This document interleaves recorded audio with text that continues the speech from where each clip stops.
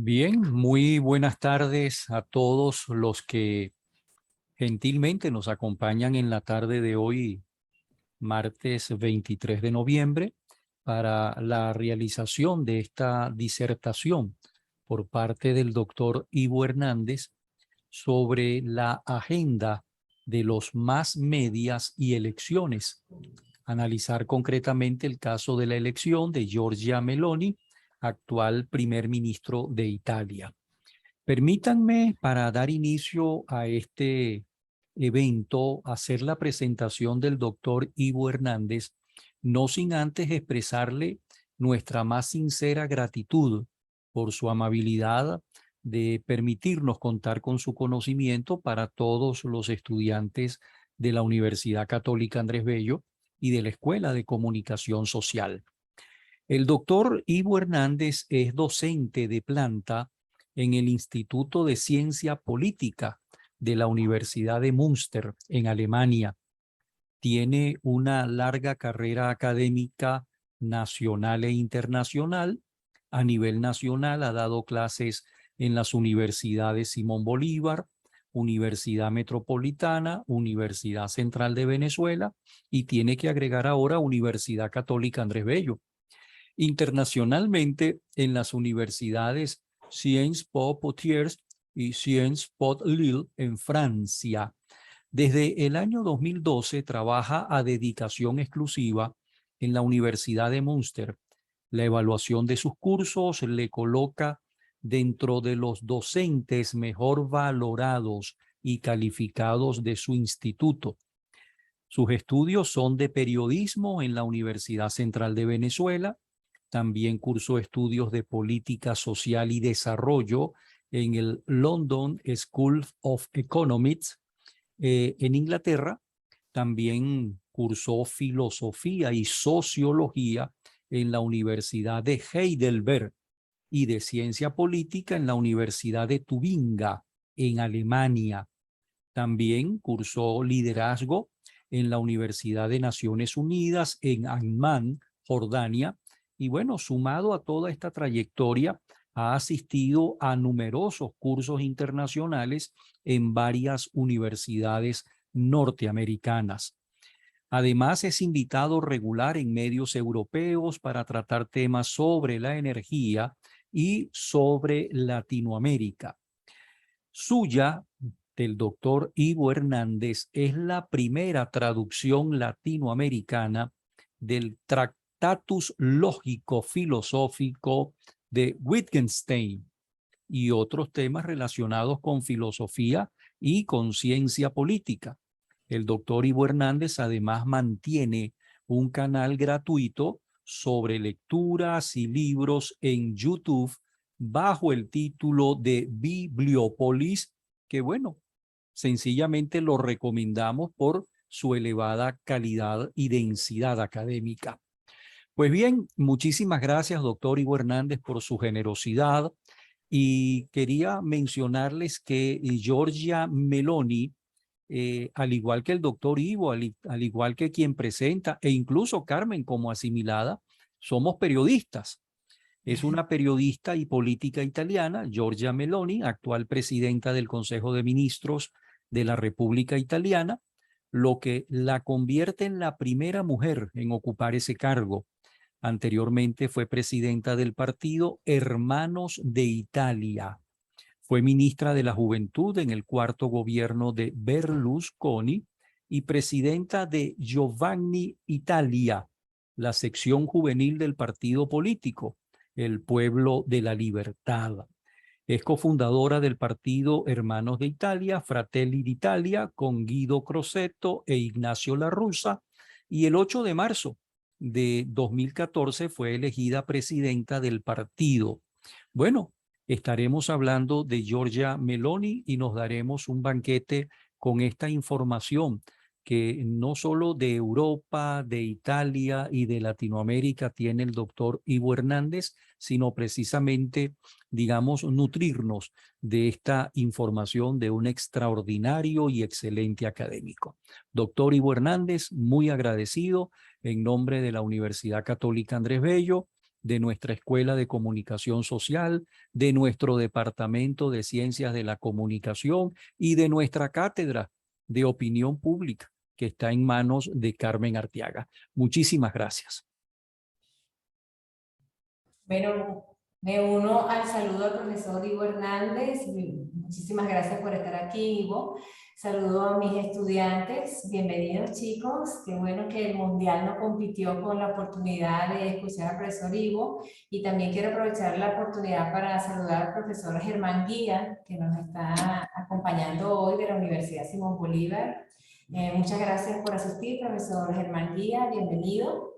Y bueno, quisiera ubicar un poquito en el contexto antes de darle la palabra al profesor Hernández. El sistema político italiano es fuertemente parlamentario, muy distinto al sistema que tenemos aquí en Venezuela. Y bueno, existe la figura del primer ministro, quien debe tener el apoyo de una coalición de partidos para permanecer en el cargo. El triunfo electoral de Giorgia Meloni, de alguna manera, es consecuencia de esta dinámica, porque el previo primer ministro, Draghi, perdió el apoyo de uno de los partidos que lo había respaldado para llegar al cargo, del Movimiento 5 Estrellas, y esa crisis política precipitó que se debieran realizar nuevas elecciones, ¿no?, para escoger a un nuevo primer ministro, ya que Draghi debió renunciar. De acuerdo con ciertos analistas, esta crisis de alguna manera habría sido creada por el liderazgo del Movimiento 5 Estrellas, que aspiraba a que en unas nuevas elecciones podría alcanzar de su líder el cargo de primer ministro, pero sorpresivamente para los medios de difusión, quien resultó ganadora fue Giorgia Meloni, que de alguna manera ya el profesor Elias Quijadas nos hizo una introducción, y esto pareciera haber desatado una suerte de alarma para Europa. Se considera, de acuerdo con los medios de difusión, de que ella representa un giro a la ultraderecha y ha sido calificada, entre otros, vamos a decir, adjetivos como, los tengo aquí anotados: neofascista, profascista, posfascista, ultraderechista, extremista de derecha. Los tengo aquí anotados, ¿no? Y a pesar de, vamos a decir, de este posicionamiento en la agenda de los medios de difusión, ella triunfó ampliamente con el 44% de los votos, domina las dos cámaras, ella sola, y su coalición, que estaba conformada por Fratelli d'Italia, de la cual ella es lideresa, la Lega Norte, Forza Italia, bueno, resultó ganadora, pero Fratelli d'Italia obtuvo el 26% de los votos, y la Lega Norte el 8%, y Forza Italia, que es el movimiento de Berlusconi, también el 8%. Es decir, que el escenario político pareciera estar dominado ampliamente por Giorgia Meloni y Fratelli d'Italia. Entonces, en esta situación, podríamos comenzar preguntándole al profesor Ivo qué quieren decir los medios cuando la califican de neofascista o profascista, y si realmente ella responde a esta representación, y cuál es el motivo de alarma para Europa o para los medios de difusión. Adelante, Ivo. Ya estaba desconectando el micrófono. Bueno, un cordial saludo. Muchísimas gracias por esas palabras del profesor Elías Quijada. Todo lo que ha dicho, la verdad, sabe más de mí que yo mismo, porque de verdad que había un montón de información que se me había olvidado. Pero sí, gracias Carmen, gracias a la profesora Genevieve Sanzurán por invitarnos a toda esta discusión. El tema de Meloni, y eso es algo que nos ha enseñado la política italiana. La política italiana, si uno la estudia en las recientes décadas, el mayor mérito que tiene es que no interfiere tanto con la economía. Entonces Italia por eso se mantiene como un país solvente, porque la economía está muy desacoplada de la política es bastante caótica, van y vienen personajes, pero la economía se mantiene. Entonces aquello de la estructura y superestructura que decía Marx no aplica mucho, Y lo que sí me no importa, y creo que a todos los periodistas que están presentes y a todos los jóvenes estudiantes debe importarles, es el futuro del periodismo, porque estamos viendo grandes cambios. El problema de los grandes cambios es que cuando suceden frente a nosotros, no nos damos cuenta que son grandes cambios, se da cuenta uno después.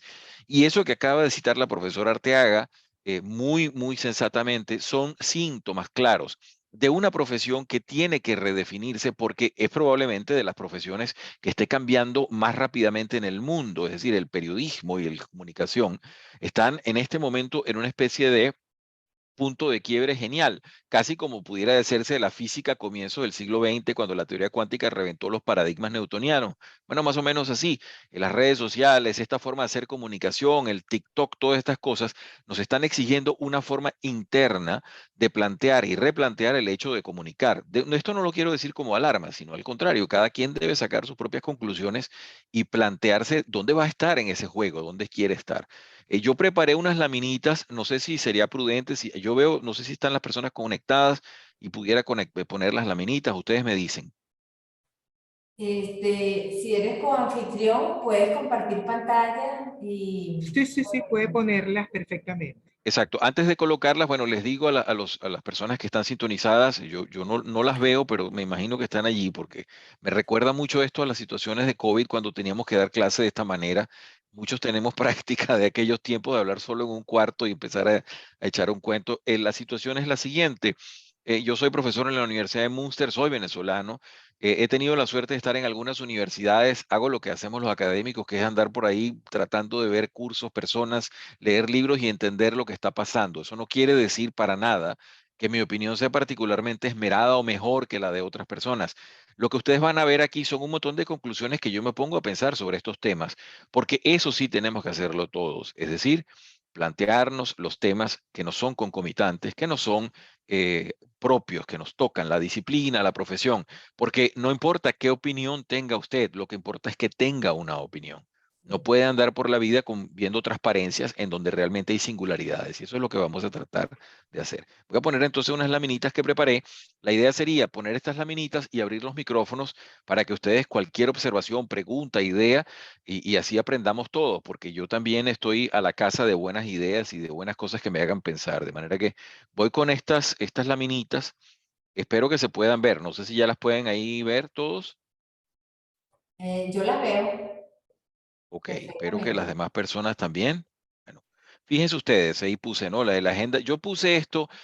Aquí hay una especie de caída de cédula fuerte cuando yo le pongo agenda setting, porque eso es una cosa que viene de los años 60 y 70, que en esos momentos se estudiaba con mucho furor en parte del estudio de los medios de comunicación. En ese momento teníamos a los grandes medios de comunicación del mundo, el New York Times, el Washington Post, las grandes agencias como Reuters, etcétera. No existía Bloomberg en esa época, AP existía, etcétera. Había varias más.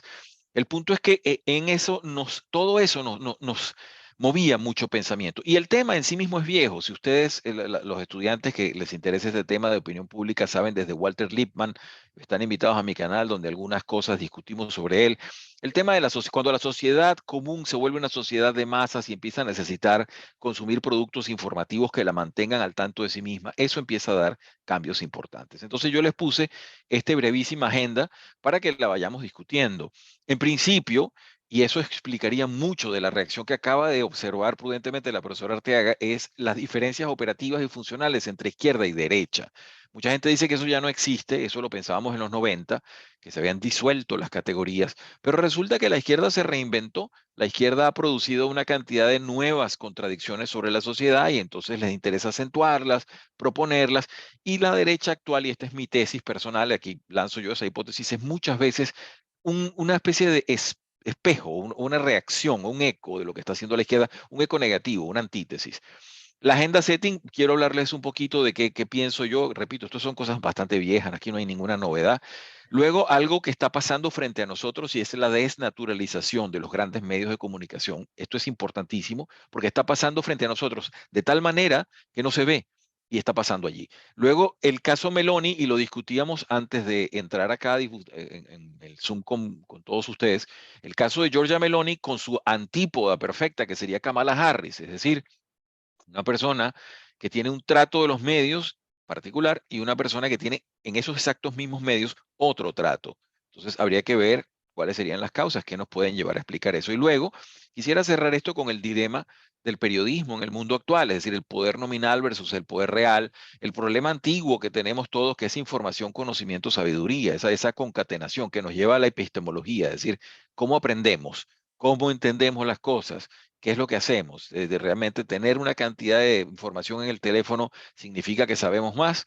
Ahí hay cosas que deberíamos, sobre todo quienes les gusta el periodismo realmente, más allá de leer noticias en unos medios, hay que planteárselo seriamente. Entonces, fíjense ustedes, yo les ponía esto porque ese es un tema que a mí me ha llevado mucho tiempo, mucha energía. Eso de qué significa izquierda, qué significa derecha. Las personas que nacieron como yo hace algún tiempo, y yo para algunos de ustedes puedo ser una persona mayor, para otros no tanto, pero la situación es que yo vengo de un mundo que era bipolar, que era el mundo de la Guerra Fría, en donde luego de la Segunda Guerra Mundial, el mundo quedó partido en áreas, en dos potencias grandes y sus áreas de influencia. Y el comunismo fue siempre, y el socialismo soviético, como usted lo quiera llamar, fue siempre una teoría globalista, es decir, de globalización. Ellos pretendieron expandir el modelo. Lo que pasa es que la gente allí en los países donde trataron de expandirlo no les gustó mucho, en algunos lo impusieron y en otros no. Y entonces se empezó a conformarse lo que nosotros decíamos las ideas de izquierda. En ese momento está relativamente clara la situación. El problema es que a la izquierda se le vino todo abajo cuando cayó el muro de Berlín. ¿Por qué? Porque todos los postulados que venían desde el marxismo, luego con el marxismo-leninismo, es decir, Lenin agarró la teoría de Marx y la adaptó a sus intereses, metiendo toda la teoría de un partido y todas aquellas cosas. Todo eso se desplomó. Yo siempre hago la analogía, fíjense, puse aquí la analogía con la película El Cuerpo. Esa es una película, creo que de los años 90, que la hizo Antonio Banderas. Y la película tenía una tesis interesantísima, más allá de cualquier idea que uno tenga. Y es la siguiente, unos antropólogos en Israel encuentran una osamenta y se supone que son los huesos de Jesucristo. Entonces se arma un escándalo callado, es decir, la gente del gobierno israelí se comunica directo con el Vaticano y dice, mire, aquí tenemos esto, la data dice que pudiera ser los huesos de Jesucristo. Y entonces mandan a un jesuita, que en este caso es Antonio Bandera, que es un experto en la materia, a ver si la cosa es o no es. Eso es todo, ¿no? Ahora, yo uso siempre esa analogía. ¿Por qué? Porque al comunismo le pasó eso, es decir, se le cayeron. Imagínense que descubriesen los huesos de Jesucristo, pues entonces toda la resurrección, todo se vendría abajo. Bueno, en este caso el comunismo, cuando el muro cae, dice, resulta que todo aquello de la historia con la lucha de clases, entonces todo eso, todos los dogmas marxistas se desplomaron de la noche a la mañana. Entonces la izquierda y todos los grupos de izquierda y el dineral que manejaban muchos de ellos quedaron paralizados ante no tener nuevas metas. Entonces hubo una especie de knockout allí, yo por eso lo pongo en un estado comatoso. Y entonces empezaron algunos de estos grupos a reinventarse. Lo hicieron además, curiosamente, no en el centro donde se producían antes las ideas, sino en las periferias. Las periferias empezaron a pensar y a repensar y a agarrarse de lo que podían. Se empezaron a agarrar de Foucault, esos son los pensadores franceses, etcétera. Recuerdas, el Partido Comunista Francés, además del soviético, era el segundo más grande. Entonces, quienes habían propuesto una cantidad de variaciones sobre las teorías del poder, se empezaron a dar una especie de magma de discusiones durante unos 8 o 10 años. Por eso puse, superan el coma funcional y se reinventó, utilizando entonces contradicciones objetivas que existen en las sociedades liberales y que son muy difíciles de enfrentar porque las sociedades siempre las tienen. Ya les voy a poner algunas para que las vean. Pero yo digo, ya la izquierda y todo el pensamiento socialista venía con grandes problemas. Hay una cosa de la cual se habla poco y a los periodistas usualmente no se les indica, que es lo que en Alemania se conoce como el programa Godesberg. El programa Godesberg, eso es una ciudad que queda, un lugar que queda cerca de la ciudad de Bonn. En el 59 fue un hito porque allí la socialdemocracia alemana, el partido más antiguo que se llama SPD o SPD, se desmarcó de aquella historia de la lucha de clases como motor de la historia, etcétera. Es decir, ya mucha gente dentro de la propia izquierda estaba cuestionando los dogmas estalinistas, los dogmas soviéticos, los dogmas post-estalinistas, ya que ello no volaba. Entonces se imponía por la fuerza en algunos lugares, pero la gente no se tragaba mucho el cuento, sobre todo quienes habían tenido la oportunidad de vivir o de estar en esos países que estaban detrás de la llamada cortina de hierro. Luego de eso, como les digo, viene el muro de Berlín. Entonces se empieza a hablar, esto es una cosa bastante más complicada de lo que yo pongo aquí, porque eso es una tesis de un pensador ruso que daba clases en Francia, que se llama Alexander Kojev, que es la teoría del fin de la historia, que se la replica Fukuyama en un famoso libro que se llama así, El fin de la historia del último hombre. Entonces viene la idea de que ya realmente las democracias liberales no tienen contraposición ni narrativa ni funcional, lo cual realmente no es cierto, porque la izquierda, repetimos, se reinventa. Entonces, ¿cómo se reinventa? Bueno, en base a las contradicciones que tienen nuestras sociedades. ¿Cuáles son los grupos o cuáles son las metas que las sociedades liberales han tenido problemas? Han tenido problemas para incorporar las minorías. El liberalismo desde el siglo XIX viene luchando con eso. Es un problema que es complejo, que va ampliándose de muchas maneras y bueno, se está tratando de enfrentar. Las democracias en eso son más débiles porque no se impone un pensamiento, porque están todos los pensamientos abiertos. Y entonces, bueno, es fácil hacer críticas. Es decir, vienen unos muchachos y agarran y le tiran salsa de tomate a una obra de Van Gogh y dicen, paren el petróleo, por ejemplo, ¿no?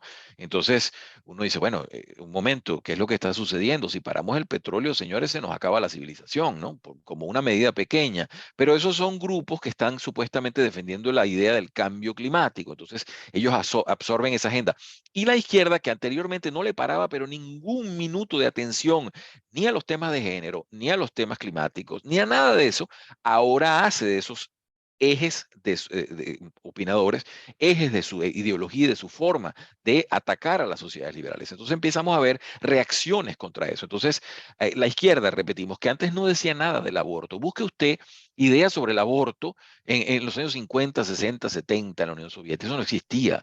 Ideas sobre las mujeres, ¿no? El comunismo fue sumamente represivo en todos los países con los homosexuales, con las mujeres. No, no había ningún tipo de atención para eso. El famoso grupo que ahora se van ampliando con muchas siglas, LGBTQ+, no sé, varios, esas personas lo que hicieron fue sufrir. Si Fidel Castro los llamaba los enfermitos. Entonces imagínense ustedes de dónde viene. Y él no estaba solo.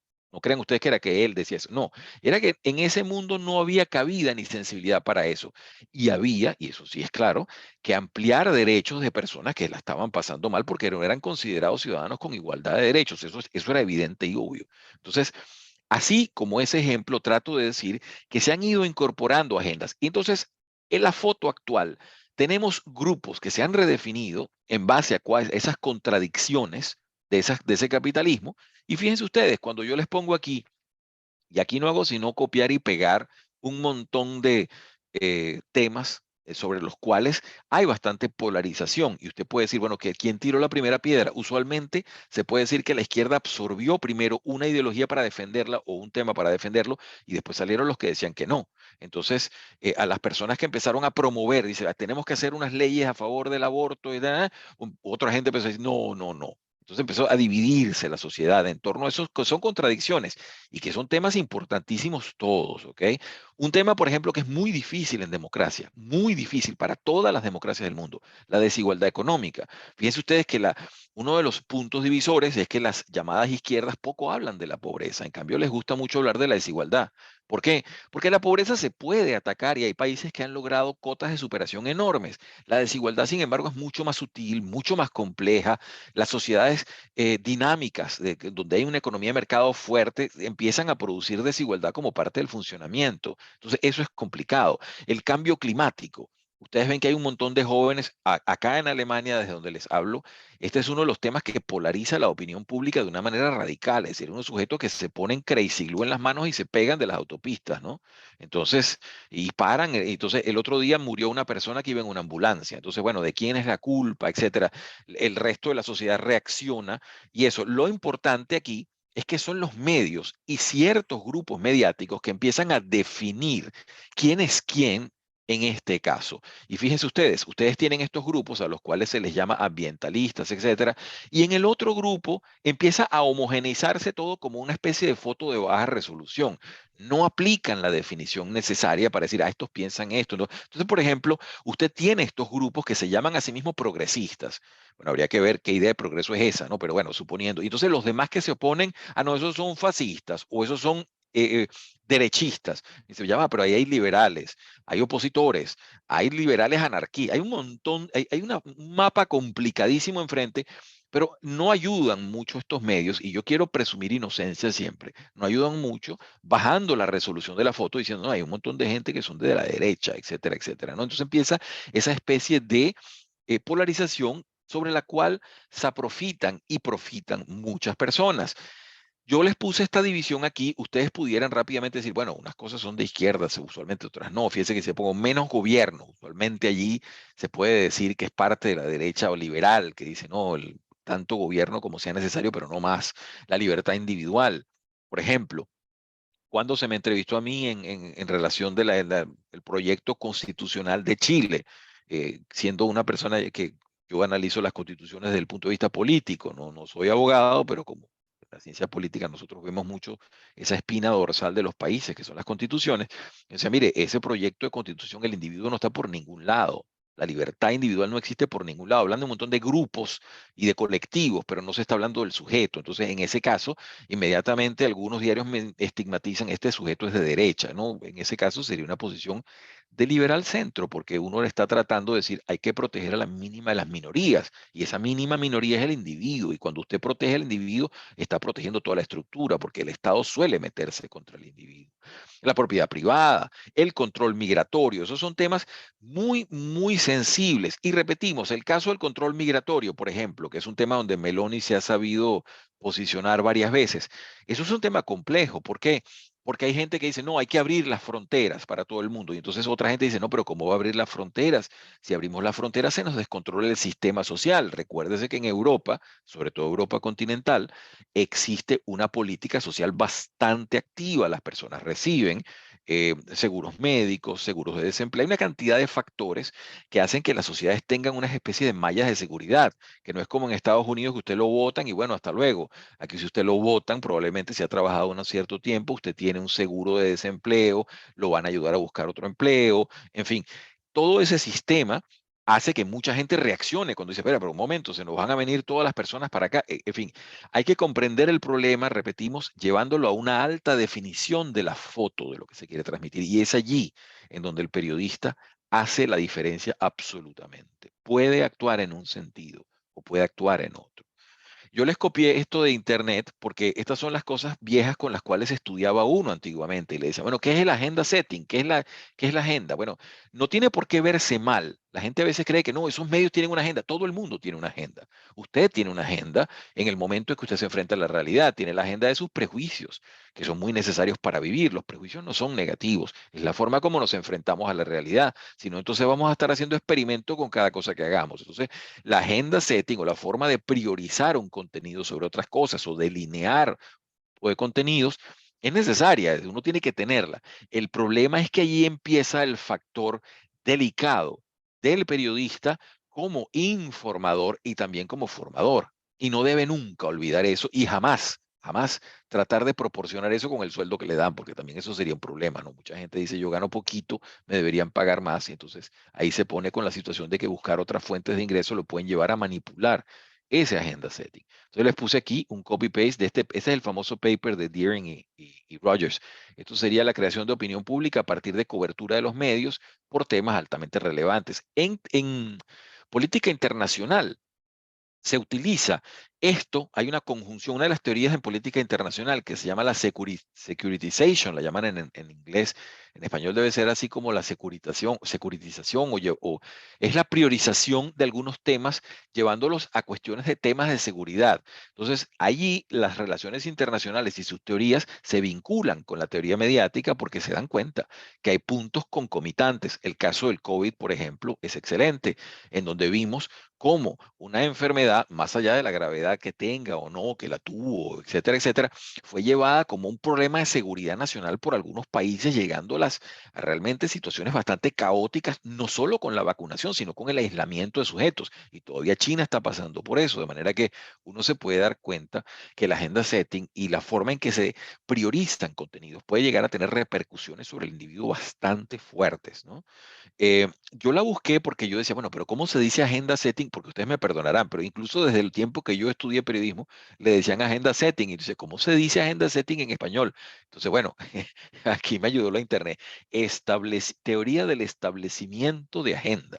Entonces, bueno, suena bastante hispana la cosa, pero eso es. Entonces, fíjense, yo les puse, mire, el lado positivo implica la discriminación necesaria para priorizar los contenidos. Eso lo hace todo periodista, eso lo hace todo editor. Usted no puede incluir toda la posibilidad. Usted tiene que tener un umbral a partir del cual filtra y discrimina la información, y ya los epítetos, ya los adjetivos que usted utiliza, ya van indicando hacia dónde va la tendencia informativa. El lado negativo, bueno, significa la predisposición de unos temas sobre otros. Y ahí entramos en la complejidad de algo que yo quisiera en este momento profundizar un poquito, que nos va a llevar luego al tema de Meloni y al tema de su contraparte informativa como imagen, que es Kamala Harris, ¿no? Luego también, no se eche esto en saco roto. Fíjense, yo les pongo las formas de acceso a la información han modificado mucho la forma en que se prepara la información. Es decir, si usted antes era periodista, uno trabajaba en el viejo mundo del periodismo con aquello de los caracteres y decían, dame 3000 caracteres sobre el tema tal. Entonces, el sujeto o la sujeto o lo sujeto, ahora todo ese es otro tema de izquierda y derecha hoy en día. Se tenía que sentar, ya un periodista avesado sabía, bueno, decían 3000 caracteres, ya sabe más o menos cuánto es eso en páginas y escribía rápidamente lo que. Ahora sí, distinto. Ahora el contenido se tinderizó, que es como TikTok, como Tinder. Usted pasa, usted discrimina, usted quita. Es como le decían a uno en la radio, tienes que enganchar al oyente rápido porque si no cambia el dial. Bueno, Tinder es más rápido, TikTok es más rápido. Cambia la cosa, discriminaron una fuera, se acabó, no existe más. Entonces, ese paso de la existencia a la no existencia y de la existencia a la significación es sumamente complicado porque ahora el contenido se prepara para una cosa. Y lo digo incluso como en primera persona. ¿Por qué? Porque quien les habla maneja una cuentita de Twitter. Entonces la gente a veces me dice, ¿y usted piensa así como habla en Twitter? Y dice, mire, yo pienso en Twitter de una manera como piensa Twitter, es decir, en unos cuantos caracteres. Si usted me pide que elabore el punto, probablemente tenga una diapositiva un poco más amplia y con otras esquinas, etcétera. Pero allí lo que tengo es el lance de una información rápida que va a ser absorbida o desechada en cuestión de milisegundos, ni siquiera quizás segundos. Y en Instagram también. En Instagram es el mundo de lo todo hermoso, bonito. Nadie quiere contenido negativo, nadie quiere ver cosas feas en Instagram. De manera que entonces cada uno de estos medios, estas redes, nos va enseñando formas de entenderla y formas de pensar. De hecho, mucho me arriesgo yo cuando hago un contenido en YouTube tan largo para poniéndome a comentar un libro, pero esa es una parte donde yo digo, bueno, no solamente hay que informar, también hay que formar, y eso voy ahora en un momento. Entonces les decía, en el agenda setting, y aquí vuelvo a caerse la cédula, rodó una cédula mal con un paper viejísimo de Cohen. Cohen decía, y esto lo sabe todo el mundo, esto existe en todas partes, usted lo pone y dice, estaban los temores antiguos de la agenda setting, eran como los demonios de antes, decía, bueno, la alianza entre empresas mediáticas y gobiernos, era el gran temor. Eso pasaba en muchos países latinoamericanos, donde el presidente se reunía con los 4 o 5 dueños de los medios de comunicación, destapaban una botella de algún licor espirituoso y se ponían de acuerdo en cómo se iban a tratar los grandes temas. Eso no debe sonar ajeno, eso fue así y ha sido así en muchos países, ¿ok? Luego el establecimiento de prioridades informativas, qué es lo que vamos a decir, etcétera, cómo lo vamos a decir, la canalización para redimensionarla, o más grande, más pequeña, la divulgación, no me pongas eso, quítame aquello, la organización de la noticia, en qué horario la vas a poner, cuánto le vas a dar, qué titular, etcétera, etcétera. Eso eran los viejos demonios de la agenda setting. Ahora tenemos unos demonios modernos. No solamente los anteriores no se murieron, es decir, no crean que ya desaparecieron, no, eso está por ahí. Pero vienen otros, vienen los fake news, ¿no? Que el fake news además no es una cosa nueva.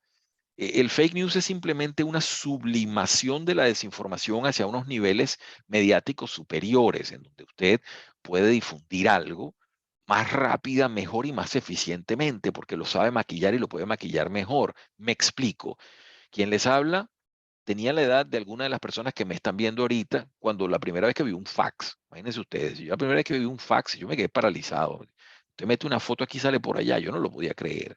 Entonces, imagínense ustedes, después vi la primera computadora, la primera Apple II, recuerdo, unas cosas grandísimas que parecía una máquina de escribir y le ponían un televisor encima. Entonces, todo eso que me ha tocado ver y tengo mucha suerte por ello porque pude ver esa transición, me hace ver cómo ahora usted puede perfectamente suplantar la identidad mediante software. Entonces sale una persona hablando que no es la persona. El otro día pude ver un video donde agarraban un actor de Hollywood y lo ponían a hablar, era por supuesto el video de otra persona, le pusieron la cara de un actor de Hollywood y se veía totalmente exacta la mímica. Entonces era una suplantación de identidad perfecta. Eso empieza a ser un temor en el agenda setting. ¿Por qué? Porque los influencers ya empiezan a ser disponibles. Entonces usted puede colocar un contenido en un influencer o no. Eso es interesante. Es un poco prospectivo. pero estamos cerca de que esto se convierta en un problema cotidiano. Luego también está el Big Data y el manejo de los perfiles. Es decir, ¿cuánto saben de nosotros los que manejan la información? Algo que cambió todo a partir del 2005 al 2010 fue que la capacidad de procesamiento de data y la capacidad de almacenamiento de data se nos fue de las manos. Ya es prácticamente increíble.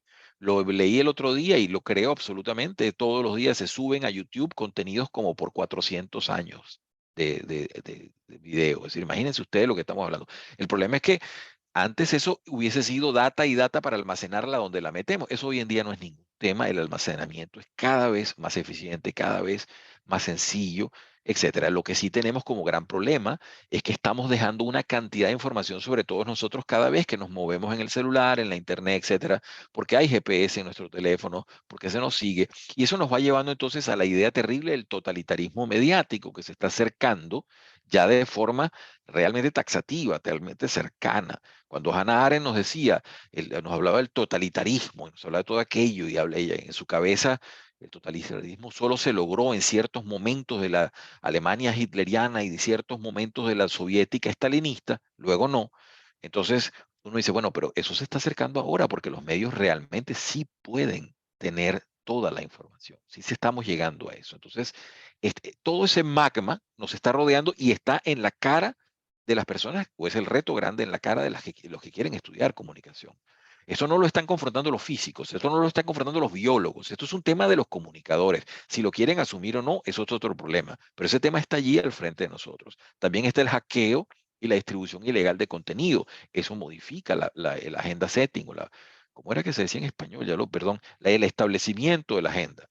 Eso es una cosa que hay que tenerla. Entonces yo les puse esos temores actuales. Hay más. Yo me quedé corto. Les puedo poner más de los propios míos incluso, porque yo he sido hackeado. Entonces yo he vivido esto en primera persona. Yo sé cómo se siente. Y entonces eso, cómo a nivel de una sociedad empieza a tener ciertas prioridades sobre otros temas. ¿Ok? Esto también lo saqué de internet. ¿Por qué? Porque usted puede ver bajo el tema de agenda setting o establecimiento de agenda, fíjense cómo ha aumentado el interés y la cantidad de estudios. Antes eran los periodistas fiebrudos que les gustaba el tema y que estudiaban la cosa, pero hoy en día todo el mundo está metiéndose sobre eso para entender quién está mandando qué noticia, cómo. ¿Por qué? ¿De dónde salió eso? ¿Quién la difundió? ¿Cómo salió? En fin, el tema se está volviendo mucho más cercano, pero a la vez de ello mucho más complejo y necesita de los expertos. Y en este caso, quienes me escuchan son para mí protoexpertos, es decir, personas que van en camino a convertirse en expertos si deciden asumir esto, porque usted puede decir, mira, yo realmente, honestamente, yo estudié periodismo porque mi papá es periodista, pero más nada, etcétera. Pero si usted se mete en el mundo de la comunicación y lo asume y dice, esto es mío, bueno, tiene que empezar a pensar. Y aquí se va a topar entonces con estudios de comunicación, con estudios de política y también con cierto estudio de epistemología, un poquito de filosofía para entender cómo absorbemos el contenido informativo. Paso a un tema importante también, porque para el tiempo está un poquito contra nosotros, y es el tema de la desnaturalización de los medios de comunicación. Ustedes dirán, bueno, ¿qué es eso? Bueno, fíjense, ahí está pasando una cosa muy importante y para la gente de mi edad también es un poco en shock. ¿Por qué?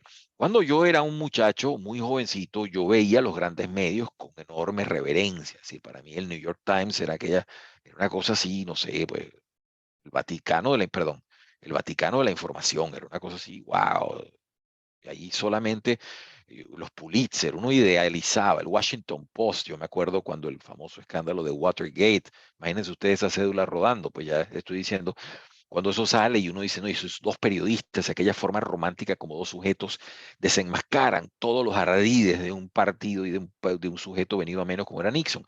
Muy bien, pero el problema es que ahora los medios privados no pueden sobrevivir, se están todos quebrados. No pueden sostener la estructura informativa que puede competir con las redes sociales, tienen que mantenerse entonces de diversas maneras, están quebrando. ¿Y qué es lo que está pasando? Bueno, están siendo adquiridos por grandes consorcios que no son mediáticos y que los utilizan como frente de ataque para sus propios negocios. Eso está pasando. Eso pasó con el Washington Post. Es decir, estamos hablando de una de las glorias del periodismo norteamericano y la compró el dueño de Amazon. Y la compró realmente barata porque el periódico ya no daba más. La máquina no tenía fuelle. Y ahora él la mantiene. ¿Por qué él la mantiene? Bueno, porque tiene un negocio, que es el negocio que está creciendo más en el mundo ahorita, que es Amazon, que no solamente vender libros, sino que también tiene una de las nubes de almacenamiento informativo más grandes del mundo, más grande que la de Apple probablemente, y él la tiene, porque la tesis de Amazon es que un negocio productivo mantiene un negocio que produce menos, y entonces se produce esa especie de balance, ¿no? Luego los medios públicos, que no deben ser subestimados y en donde Europa tiene una tradición. Fíjense que ahorita la BBC acaba de cumplir 100 años, pero yo les doy un dato. La BBC, más que ese montón de emisoras y el conglomerado de emisoras, etcétera, es una forma de financiamiento que la copiaron todos. Es decir, el ciudadano común se le descuenta una platica que tiene que pagar para sostener ese tinglado de emisoras, radioemisoras, etcétera, etcétera. Entonces, por ejemplo, la Deutsche Welle en Alemania es parte del conglomerado de una cantidad de cadenas públicas que las paga todas las personas, incluyendo quien les habla, mensualmente tiene que bajarse de la mula y pagar eso, más allá de que me gusten o no me gusten. Es obligatorio. De hecho, el juego, normalmente el chiste aquí en la calle es que la gente de la radiodifusión local, nacional, es el mejor servicio de espionaje porque no se conoce a nadie que se haya ido con la cabulla en la pata y no haya pagado la cuestión. De hecho, mis estudiantes, cuando se mudan de una residencia a otra, siempre andan con la tragedia de que si pagaron o no pagaron la cosa, porque se lo cobran a todo el mundo y no se sabe cómo, pero ellos, si usted no paga, lo descubren. Eso téngalo por seguro. Y bajo ese modelo, entonces funcionan estas corporaciones gigantescas, donde la Deutsche Welle, yo le puedo citar dentro de Alemania, está ARD, están las conglomerados WDR, hay una cantidad de siglas, porque Alemania está federalizada, entonces según donde usted tiene unas siglas o no, pero todos esos son medios públicos. Algunos incluso tienen publicidad, lo cual mucha gente se queja y dice, bueno, pero tú le cobras a la gente y encima publicidad. Entonces, esos medios, la idea original era blindarlos de los gobiernos. Ese era el sistema de la BBC. Eso es lo que han tratado de hacer para que entonces no venga el gobierno de turno y dice, mira, tú me pones esto, me pones... No, ellos tienen su financiamiento paralelo. Lo que pasa es que hay gente todavía que discute si esos medios tienen o no temporalmente algunos intereses, según los editores o las personas que vayan ascendiendo en los cargos. Eso es importante. Las agencias de noticias, bueno, está el famoso caso de Reuters, que es una de las más antiguas. Está también la agencia Bloomberg, que es una agencia jovencita que empezó en los 90, y que además su presidente quiso coquetear con la política y Michael Bloomberg se lanzó a la política. Entonces estaba toda la situación ética de qué hacemos con él. Pues ya tiene que plantearse eso. Ellos también están sufriendo porque las agencias de noticias están ahorita confrontándose con el abaratamiento de la difusión informativa que se ha logrado con los celulares, con todo ello. Muchas veces es fácil tubearlos. Entonces, eso está en replanteamiento. Muchos periodistas han decidido no trabajar en sitios así, donde es verdad que la paga puede ser realmente buena, pero también la presión es muy fuerte. Prefieren ellos mismos abrir sus agencias. Entonces, usted ve que en Internet hay un montón de el mosquito, el zancudo, el tal cosa y tal. Eso no solo en Venezuela, eso está pasando en muchas partes. Se reúnen 4 o 5 periodistas avesados que manejan fuentes bien y dicen, vamos a hacer nosotros esto y vendemos por suscripción. Es decir, agarran el modelo de la agencia de noticias, lo minimizan y lo ponen a funcionar. Y se dan cuenta que con un Patreon tal y cual y tal, se pueden lograr financiamientos. Entonces las agencias de noticias van perdiendo clientela, van perdiendo toda una cantidad de funciones. También están las redes sociales. Esto es un fenómeno muy complicado porque cada una de ellas tiene intereses y personalidades. Y además, las redes sociales son como un dios de doble cara. Por una parte la usamos, pero por otra parte ellas las usan, porque usan nuestra data, nuestra información. Usted accede a participar en Twitter, en Instagram y eso, pero ellos a su vez hacen minado de datos de su teléfono, de su computadora, etcétera, ¿no? El jovencito de Facebook vive de vender toda la información de lo que usted hace a las grandes corporaciones que tienen intereses para venderle chaquetas, zapatos, lápices, computadora, guitarra, lo que usted quiera. Entonces, eso es una especie de flujo permanente, por eso es que usted no paga nada. Ahora el señor Musk quiere que le paguen algo, pero en general ellos viven es de vender esa información. Eso está sucediendo. Entonces, eso es data mining, como se le llama en inglés, o minado de datos, una cosa muy activa que está en estos momentos en el tapete y que explica mucho de la gratuidad de las cosas. De hecho, a mí me gustó y creo que lo copié por ahí, que alguien llamó a TikTok el fentanil mediático. Fentanil es esta heroína artificial que es muy adictiva y que está matando a la gente en Estados Unidos porque dice que la gente se engancha en TikTok y después no lo puede soltar, ¿no? Viendo una cantidad de cosas que además se van adecuando rápidamente a su contenido. Basta que usted lo vaya viendo. TikTok también está revisando lo demás que está en su teléfono, etcétera, ¿no? Todo eso. Pero les doy un consuelo a los jóvenes que nos escuchan, y lo puse aquí en negrito. Ni toda la información anterior en forma de experiencia sirve, es decir, todo lo que mi generación puede aportar, dice, no, nosotros hicimos esto, ni todo lo que nosotros aprendimos era muy eficiente, ni todo lo nuevo tampoco lo es. ¿No? Y tengo un ejemplo que ahorita con esto de las criptomonedas y la debacle que hubo, fíjense que yo tuve una persona muy cercana, una persona joven muy cercana que me estaba diciendo, no, hay que invertir en esto y tal y qué sé yo. Yo, por supuesto, con mi humildísimo conocimiento de teoría monetaria, que viene de cuando el arcoíris era blanco y negro, yo le decía, mira, no, yo esa moneda no tiene respaldo, ahí no se paga impuesto, yo no entiendo nada de eso. No, tú tienes que hacer. Y efectivamente la persona había hecho una cantidad de dinero invirtiendo en esto. Cuando se cayó, entonces se demostró que la cosa, pero yo no quiero decir que yo tenía razón. Probablemente hubiera podido esta persona tener razón. Creo que el balance está en el medio de los dos, entre la experiencia que tiene uno de toda la formación anterior y lo que se está aprendiendo en las generaciones jóvenes que son curtidas en la Internet porque nacieron con la Internet en las manos. Yo tenía ya bastante edad cuando la primera vez que lancé un email, ¿ok? Y todavía no me creía la cosa de que yo le daba send y la cosa salía por allá. Entonces, imagínense ustedes, hay que todo eso. Sin embargo, los conocimientos del periodismo y la formación de la noticia no han cambiado tanto, a pesar de que la difusión y todo ello sí. Entonces, fíjense, en esa de la desnaturalización de los medios, bueno, los medios están panqueando, están haciendo cosas increíbles, tratando de sobrevivir. Un ejemplo perfecto lo pueden ver en los periódicos españoles. Vean El Mundo, vean ABC, vean El País. Ahí hay una guerra a cuchillo por suscripciones, por ejemplo. Quieren que la gente se suscriba. Antes no, usted, por ejemplo, lee El Mundo y entonces le dice, si quiere seguir leyendo, pague tanto por mes. Lo propio hace El País. El País el otro día se ufanaba, imagínense ustedes, el país se ufanaba que tenía no sé cuántos cientos de miles de suscriptores. Es decir, cualquier influencer le da sopa y seco al país de España. Pero así está la vida.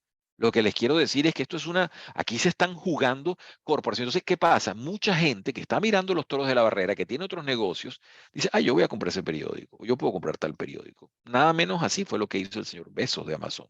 Agarró y compró el Washington Post. Imagínense, comprar una gloria de ese nivel. Y el señor Bezos, que tiene ningún interés en el periodismo, simplemente mantiene un negocio allí porque le puede servir a sus otros negocios, seguramente, ¿no? Entonces, medios y data mining, ya se los dije, el nivel de apertura de las redes sociales. Aquí hay una cosa muy interesante con lo de contenido, propósito y carácter, que todas son distintas, todas sirven para algo, hay que saber para qué, pero también el individuo en todo esto puede navegar a favor de sí. Hay muchas personas, y conozco varios colegas que se han independizado, que están viviendo, y esto era impensable hace 20 años, que están viviendo desde sus casas haciendo cosas. Eh, Conozco una persona que da clases de guitarra y le ha ido bastante bien, por cierto, tiene un Patreon, tiene una cosa, o sea, ha creado una estructura tal que no es que gana millones, por supuesto que no, pero gana suficiente como para poder subsistir de una manera adecuada y decente, ¿no? Y en eso se ha valido de las redes sociales. Usted dirá, bueno, ¿y eso qué tiene que ver con el periodismo? Que los periodistas pueden establecer también redes para sus productos y empezar a distribuirlos. Les repetí hace un rato, el mismo esquema como empezó Reuters, como empezaron todos ellos, buscándose clientes y estableciendo una venta de información, por ejemplo, ¿no? Em, También está el dilema de sociedad, Estado, individuo, que a mí siempre, esos son los dilemas que a mí más me preocupa, porque el individuo hay que protegerlo. Todo lo que usted pueda hacer para proteger al individuo es lo importante. Yo no creo en categorías. A mí, cuando me empiezan a hablar de grupos de personas, me pongo preocupado, porque yo hasta ahora lo que veo son personas. Personas con intereses, con sufrimientos, con alegrías, con tristezas. Yo no creo cuando la gente empieza a generalizar y dice los homosexuales, y dice, pero ¿quién? Fulano, mengano, con sus intereses, los zurdos, los tal cosa. Y yo, bueno, pero ya va, hay que tener un poquito más de conciencia de entender que el individuo es lo importante. Los grupos nos sirven quizás para defender intereses en algunos momentos, pero también eso es delicado porque pueden manipular los intereses. Entonces, cuidado, siempre estar del lado del sujeto, del mínimo, del que necesita la ayuda y protección contra ese monstruo general que son los estados, que suelen entenderse a sí mismos como entes autosuficientes que fagocitan todo y se comen todo y lo que hacen es gastar y gastar, ¿no? El dilema está intacto y se requiere un replanteamiento para la primera mitad del siglo XXI. En el caso de los periodistas, pues aquí este dilema lo agarra cada disciplina por su esquina. Si usted está hablando con un politólogo, lo agarra por un lado. Si usted está hablando con un filósofo, lo agarra por un lado. Un comunicador tiene que sentarse a pensar en esto y decir, bueno, ¿cómo interactúan comunicativamente estos tres entes? Y, por ejemplo, cuando a mí me hackean, cuando a mí me quitan la cuenta, ¿quién me debe proteger? ¿El Estado? ¿Me debe proteger el señor de Twitter? ¿A quién le debo pedir yo protección? ¿Y cuánta protección quiero también? Eso es delicado, ¿no? Que voy a llamar a un ministerio, voy a llamar a un instituto para que me proteja, pero entonces recuerde, quien le protege después le exige porque nadie da por gratis. Entonces yo te cuido, pero tú me das otra. Ahí está el problema, ¿no? Perdón. ¿Cuánta protección es necesaria? Y también un tema que ahorita con Twitter está en la mesa, ¿cuál debe ser el límite de la libertad de expresión? Si toda libertad, para poder ser libertad, tiene que tener límite, ¿dónde vamos a ir colocando esos límites? Y bajo qué consenso grupal los vamos a ir manejando. Eso es importante, ¿no? Les puse aquí esto porque aquí tienen ustedes dos personas que son dos titanes en el manejo. Bezos, que es el señor de la derecha, el dueño de Amazon, que es el hombre que compró el Washington Post, ¿no? Y lo puse como un ejemplo. Él creo que tiene otras inversiones en los medios, no estoy seguro, pero les repito, este es el sujeto que tiene el Amazon Service, el servicio este de cloud, de almacenamiento de data, uno de los más grandes que le lleva la data a un montón de compañías financieras, etcétera, etcétera. Y el señor de la izquierda es el mogul, como le dicen, el gigante mediático Rupert Murdoch, que fíjense ustedes, ahí se ve todas las inversiones mediáticas que tienen todos los países. ¿Por qué estos sujetos son importantes? Bueno, porque sujetos como Murdoch son los sujetos con los cuales usted tiene que hablar para que lo traten bien en los medios de ciertos países. Él maneja cadenas mediáticas gigantescas. Y fíjense ustedes, aquí tengo un caso particular. Eh, Donald Trump, que es un sujeto que ha dividido los electorados de todos los países y que en Europa es prácticamente lo más cercano al demonio sin ser el demonio todavía, pero es lo más cercano. Cuando usted quiera que los niños coman en Europa, usted le saca una foto de Donald Trump. Come o viene el señor Trump y te lleva, una cosa así. Entonces, fíjense lo que dice, este titular es de la BBC, que aquí no estamos hablando de diarios tendenciosos ni nada.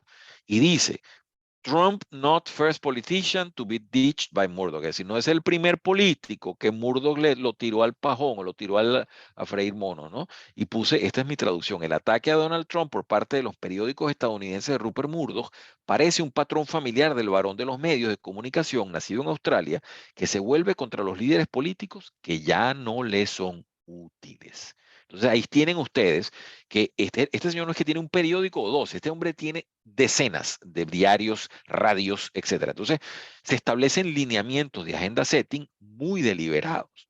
Y el periodista, lo importante es que lo pueda entender. Es decir, que sepa ver detrás de la realidad aparente la realidad objetiva.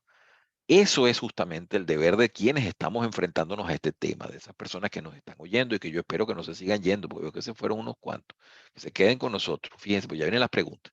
Entonces, eso es importante, que usted pueda entender y diagnosticar que el señor Murdoch no le juegue camonina, no lo friegue a usted, no le haga viveza, sino que tú dices, Rupert, tú estás haciendo eso, yo lo entiendo, yo sé eso. Eso sería lo ideal. Y que además ese periodista o esa periodista pueda entonces enseñar eso y demostrarlo. Decir, un momento, este señor está haciendo aquí una cosa curiosa. Y le voy a dar ejemplos en el caso de la señora Giorgia Meloni, que es un caso patente y muy sencillo de demostrar. Pero como ustedes pueden ver, aquí está una situación. Que Trump no es un sujeto amable. No, es un sujeto desagradable en muchos sentidos. Acá en Europa, sobre todo, le tienen particular odio, sobre todo en Alemania, porque es el sujeto que le dijo a la señora Merkel hace 4 o 5 años que le compraran el gas a los Estados Unidos y no a Putin, que se dejaran de estar haciendo alianzas con gobiernos no democráticos. Y bueno, fíjense lo que pasó. Si en cierta manera no es que fue profeta, sino que dijo algo evidente y lo evidente sucedió. Entonces, eso pesa. A la gente no le gusta que le digan, sobre todo cuando tiene razón, no le gusta que le digan las cosas, ¿no? Y el sujeto además tenía una manera de decirlo que no era muy agradable. Cuando paso entonces al caso Meloni, que es un caso que a mí me interesó desde el comienzo. ¿Por qué? Porque a mí la agenda progresista europea y de otros países me dice que las mujeres están ocupando espacios, que las mujeres tienen que tomar un rol conductor en la sociedad. Y yo a todo eso digo, es verdad, es verdad, es verdad. Yo voy haciendo como una especie de lista. Sí, claro, claro que sí. Eso es absolutamente cierto. Las mujeres vienen de un ostracismo deliberado en algunos países, en otros están conquistando espacios. Muy bien. Entonces, en un país, además, en donde Europa permanentemente se les tilda machista, porque los italianos llevan ese remoquete, fuera de que sean o no, yo personalmente creo que en Alemania es más machismo que en Italia, pero en todo caso los italianos siempre tienen eso de, no, el machismo italiano y tal. Viene esta señora, por las razones que puedan ser, y logra la presidencia del gobierno, Entonces uno dice, caramba, esto es, yo me imaginé inmediatamente, bueno, esto lo van a celebrar las feministas. Dice, bueno, llegó una mujer, después veremos si la criticamos por lo que haga, pero el hecho de llegar significa que se lanzó en un mercado muy dominado por los hombres, que luchó duro y que logró imponer una agenda y un criterio. Ahora fíjense ustedes, aquí tengo yo, esto es copia y pega, aquí no hay nada sino copiar y pegar. Fíjense los títulos que pone. Miren esta revista de Atlantic. Esta es una revista que uno le podía haber tenido en algún momento algún respeto. Yo he leído gente importante allí. Mire lo que pone este señor, no, esta señora, Ruth Ben-Ghiat, el regreso del fascismo en Italia. Yo no conozco a la señora Ruth Ben-Ghiat, pero la señora Ruth Ben-Ghiat no tiene idea de lo que está diciendo porque yo no sé si Giorgia Meloni es buena o mala. Lo que puedo decir es que un fascista no es eso. Y entonces volvemos a la foto de baja resolución en torno a que todo lo que no es como yo quiero es un fascista. No les puedo decir cuántas veces en una reunión yo he recibido ese remoquete y yo le pregunto, pues usted sabe lo que es un fascista, usted sabe lo que está hablando, usted entiende lo que está hablando, porque es una conceptualización de algo que existió y que yo no creo que sea incluso replicable hasta en los peores grupos de derecha y ultraderecha que pueden existir. Pero en fin, fíjense ustedes. Leo más. El racismo llega a las urnas italianas.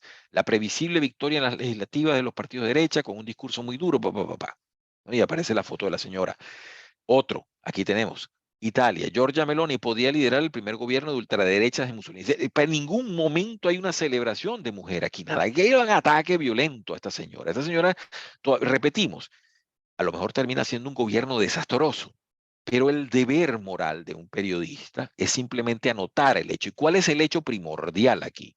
Que en un país donde nunca ha habido una primer ministro mujer, tenemos una primer ministro mujer. Y cualquier persona que diga otra cosa está imponiendo una agenda setting. El largo viaje del neofascismo al posfascismo. Imagínense ustedes, este periodista se emborrachó. Estos son esa gente que quiere decir algo muy complicado y salió con este disparate, ¿no? A pesar de tener personalidades opuestas, Salvini y Meloni han sellado el auge, bla, bla, bla. Neofascismo y posfascismo. ¿Quién sabe qué entenderá esta persona? Pero entonces sí era eso. Y el problema es que las palabras tienen vida propia y caminan y viven, ¿no? En el público de las personas. Los últimos sondeos sitúan al partido de extrema derecha, Hermanos de Italia, como favorito. Ahí tenemos un poco más de sindéresis. Ahí está la situación que tenemos que reportar.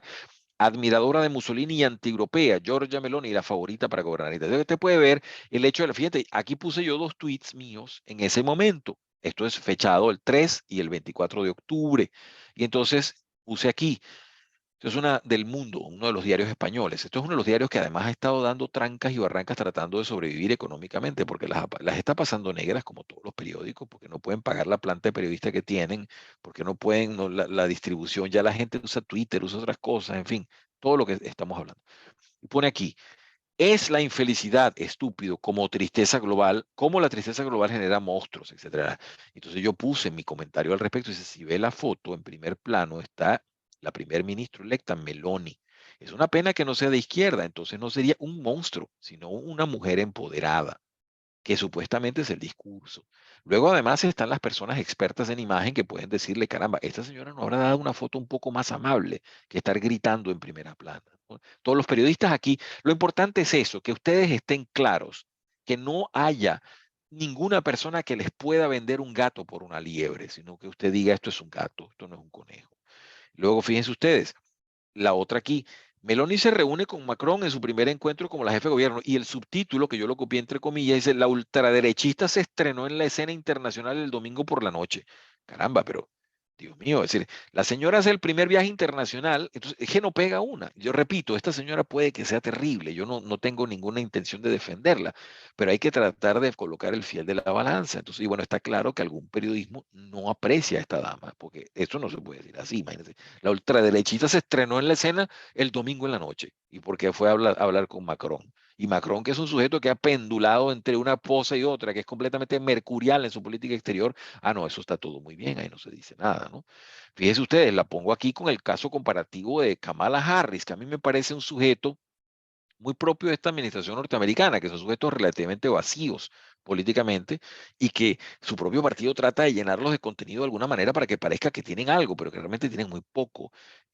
No veo la primera parte porque me la tapa espérese un momentico, que puse aquí, el retorno, no veo esa parte, tengo solo la segunda. Eh, aquí tengo NBC, esta es la cadena National Broadcasting Corporation de los Estados Unidos, o sea, far right nationalist looks likely to become Italy's first female prime minister. Por lo menos le dan la aceptación de ser la primera mujer, pero es una far right, es una ultraderecha, ¿no? Hay una derecha y hay una ultraderecha. Giorgia Meloni es un peligro para Italia y el resto de Europa. Eso lo dice uno de los grandes diarios ingleses, The Guardian. Imagínense ustedes, es un peligro. ¿Por qué es un peligro? ¿A quién mató? ¿A quién le hizo? ¿Es realmente así? ¿Tenemos pruebas de que sea un peligro? No. Estamos usando el lenguaje de una forma bastante acerada, bastante particular. Giorgia Meloni clama victoria para recomenzar, etcétera, etcétera, ¿no? Ahora vamos a pasar a Kamala Harris, que como ustedes pueden ver, empieza a tener una situación bastante distinta en el trato de los medios. Fíjense ustedes, aquí le ponen, yes, we can. ¿No? Inmediatamente, Biden makes historic pick. Biden toma una selección histórica para la vicepresidencia, ¿no? Y aparece la dama aquí en buena facha y reída. En cambio, la revista The Economist, que es una revista de alta credibilidad, sobre todo en los medios financieros importantes del mundo, dice, ¿debe Europa preocuparse? Y la foto de la dama, pues es una dama que está en Giorgia Meloni y la amenaza de de la derecha italiana. Es decir, siempre el contenido está deliberado, está prefabricado, lo que quieran. Y esto es problemático. Imagínense ustedes el disparate que pone la revista Stern, es una revista alemana. Esto fue una revista, por cierto, que tuvo hace mucho tiempo un escándalo porque ellos se tragaron la mentira de un sujeto que decía que tenía unos diarios de Hitler y se los vendió y resulta que todo era una fabricación. Entonces, pues tuvieron que desmentirlo, etcétera. Pero bueno, estos sujetos ponen aquí la más peligrosa mujer de Europa.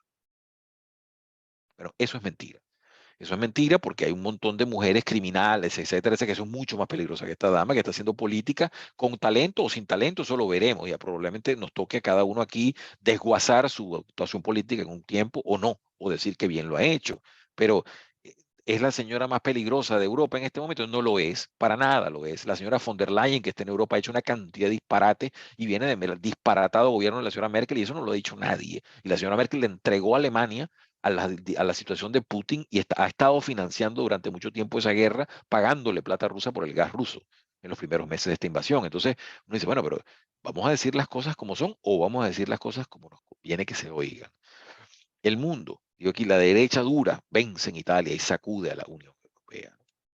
Entonces, en cambio, pues vemos el tratamiento. Yo tenía unos titulares por allí, no sé qué se me hicieron y fue que me puse a organizar la... Ajá, aquí dice uno, Biden, Harris lanzan una campaña con la promesa de reconstruir una América rota. Imagínense ustedes, ¿no? Aquí, bueno, reacciones mixtas con respecto a esto. Kamala hace historia en los Estados Unidos. Así dicen, esta es la primera vez que una mujer es vicepresidenta en Estados Unidos, lo cual es cierto. Ese titular me parece a mí, exacto, Kamala Harris hace historia en Estados Unidos. No están diciendo que es mala, no están diciendo que es buena. Yo pudiera decir un montón de cosas negativas de la señora, pero en ese momento lo que hay que recalcar es lo fundamental, que es eso. La segunda parte, ¿se podría Kamala Harris volverse uno de los vicepresidentes más influyentes en la historia? Nosotros investigamos, buscamos qué es lo que la hace mover, cuáles son los temas que la mueven. Entonces uno dice, bueno, está bien, eso es una prospección positiva de su trabajo, pudiera hacerse, sí, ¿no? Pero entonces uno empieza a ver que la cosa es distinta. Aquí dice, ¿quién es Giorgia Meloni? El ascenso al poder de la nueva ultraderecha, de la primer ministro de ultraderecha, ¿no? Entonces ahí está todo eso. Y eso nos lleva para el último punto, ya no fastidiarlos mucho más, con este tema que les decía al comienzo, que es lo que a mí me preocupa con los estudiantes, tanto de ciencia política, con son los que yo torturo aquí en Alemania, como los de comunicación social, que no he tenido la suerte y fortuna de compartir con ellos, pero sí me parece que tienen que enfrentarse a esto. ¿Por qué?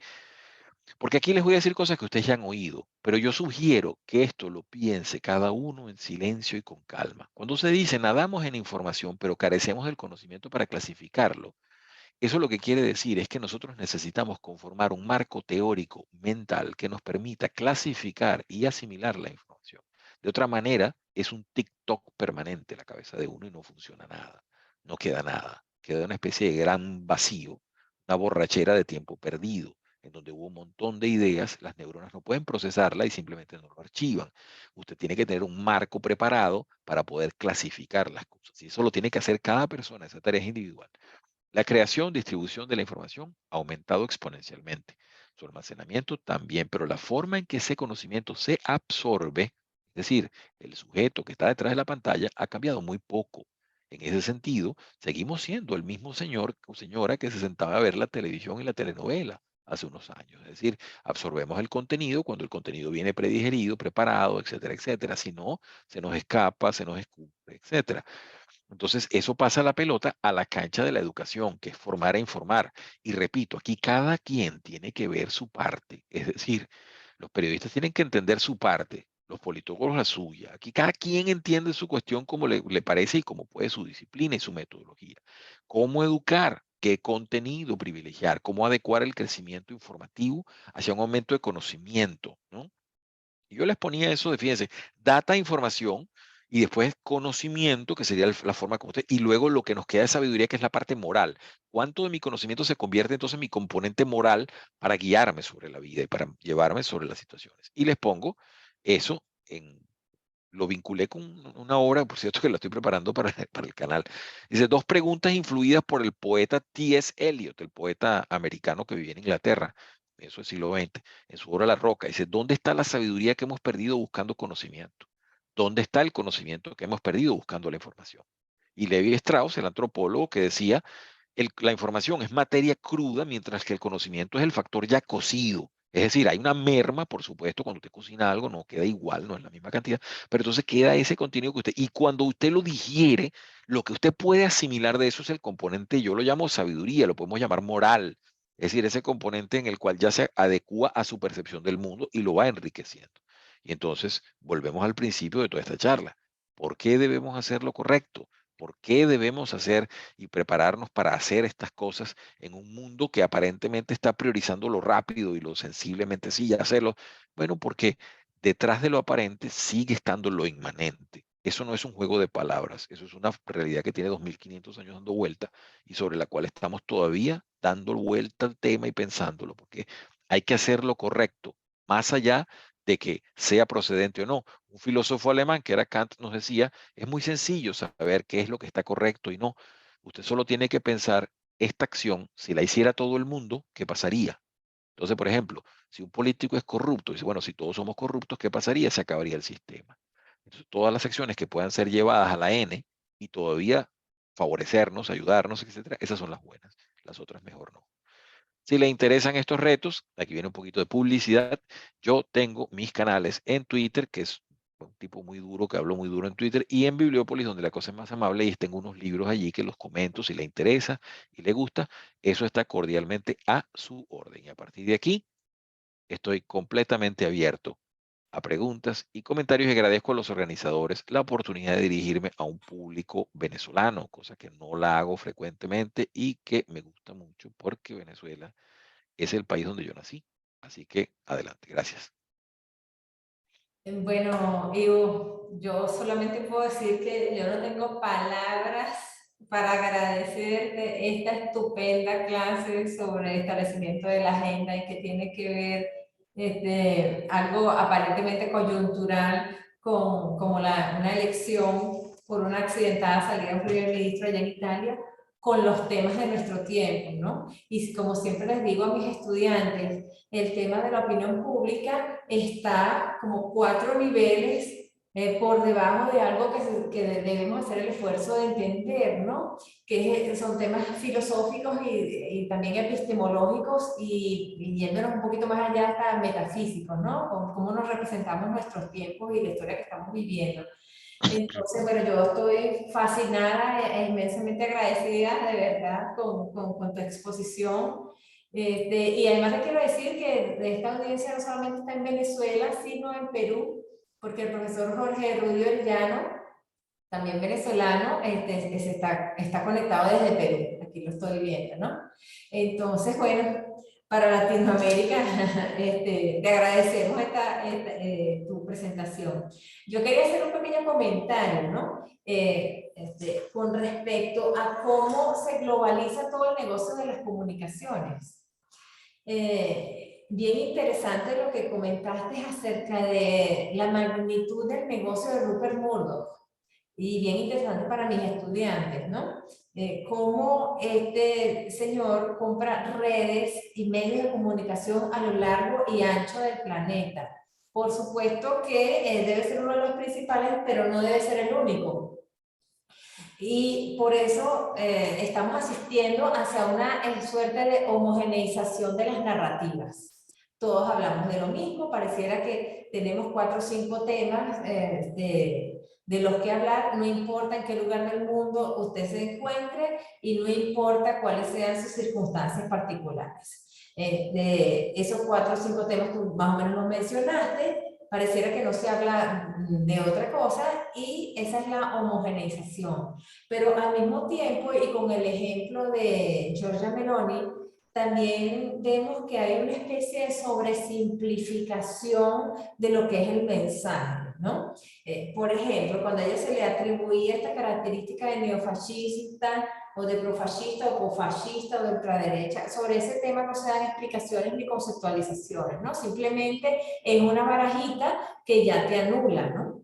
Me recuerda en cierta manera con la campaña, la segunda campaña presidencial de Carlos Andrés Pérez aquí en Venezuela, cuando bueno, él triunfó la segunda vez en el año 88. Había una señal con la cual yo veía que en la calle alguna vez vi que unos adeptos dejaron sin palabras unos copellanos. Ellos le dijeron, mira, mira, y le hicieron este saludo, ¿no? Que era aquí no hay mensaje, no hay nada, el gocho, ya. ¿No? Así la etiqueta de neofascista parece que funciona. No tiene una definición, simplemente es una marca que te estigmatiza sin fórmula de juicio. Entonces tenemos una super homogeneización de las narrativas y los relatos y una sobresimplificación del mensaje. Pero esto en conjunto no quisiera decir o no transmite la idea de que tenemos un público extremadamente simple también. O sea, cómo estos medios pueden suponer que tú puedes mandar un mensaje simple en extremo, casi al punto de ser irrespetuoso por lo, vamos a decir, por la característica de mera etiqueta que tiene. Es porque está suponiendo que eso va a caer bien en un público. Hay un vaciamiento de la reflexión, un vaciamiento de la argumentación, entonces. Bueno, respondo allí y también las personas que se quieran incorporar con preguntas y comentarios, bienvenidos, ¿ok? Sí, hay una situación en la cual estamos ante terreno desconocido. Todo esto, lo decía hace un ratito, es algo que está pasando frente a nosotros. Y la comunicación es una de las ciencias, y puse la comparación con la física del 1905 en adelante, la física cuántica. La física fue en el siglo XX la primera de las disciplinas que entró al siglo XX, empezó a cambiar todo, con una conceptualización en la cual todo lo que habían traído la física newtoniana se vino abajo porque no funcionaba a niveles cuánticos. Las leyes de gravedad y todo aquello que no tenía, que no dejó Newton, no funcionaba a ese nivel. En el caso de la comunicación, todo lo que nosotros teníamos como teorías siguen todavía medianamente explicando un nivel de cosas, pero otros no. Por ejemplo, eso de las audiencias, mucha gente se queja, caramba, la audiencia no entiende, la audiencia es ignorante. Estamos presenciando una segmentación de audiencia muy compleja en razón a los diversos medios. Lo que pasa es que había antes pocos medios, ahora hay cientos. Pongo un caso particular con esto de la invasión rusa a Ucrania. Usted tiene, por ejemplo, si usted está en Alemania o está en Europa, usted tiene la opción de ver eh, las grandes cadenas que envían sus corresponsales para allá, no se mandan un tipo, o sea, usualmente algunos han quedado incluso mal porque ponen así como que están en una situación de una trinchera y resulta que están en medio de una calle y después se descubre que la cosa era medio mentira. Pero bueno, eso ha pasado. En cambio Sí. de eso, está dándose la situación de grupos de periodistas que tienen simplemente un celular, un par de camaritas, unos micrófonos y se van a esos sitios, entonces empiezan a transmitir una información de altísimo contenido, entonces dice, si quiere, apóyenos en Patreon, por ejemplo. Entonces, eso está estableciendo unos mecanismos de competencia complejísimos a muy bajo costo. Una persona como yo, que no tiene ningún tipo de recursos espaciales, un muy humilde profesor de una universidad en una esquina de Alemania, ¿cómo puede tener entonces estar haciendo contenidos para YouTube y hacer unas filmaciones donde él habla y pone cosas? Porque todo se ha abaratado y se ha simplificado. Entonces eso está llevando a que todo cambie. Es cierto lo de Murdoch, pero también yo creo que Murdoch debe saber que él es un dinosaurio a punto de extinguirse, que esos grandes mogules, esos grandes titanes mediáticos están comprando y comprando medios. Pero ¿quién ve los medios que ellos tienen? ¿Quién los usa? Todavía un montón de gente, pero la gente joven está ampliando su paleta hacia otros registros.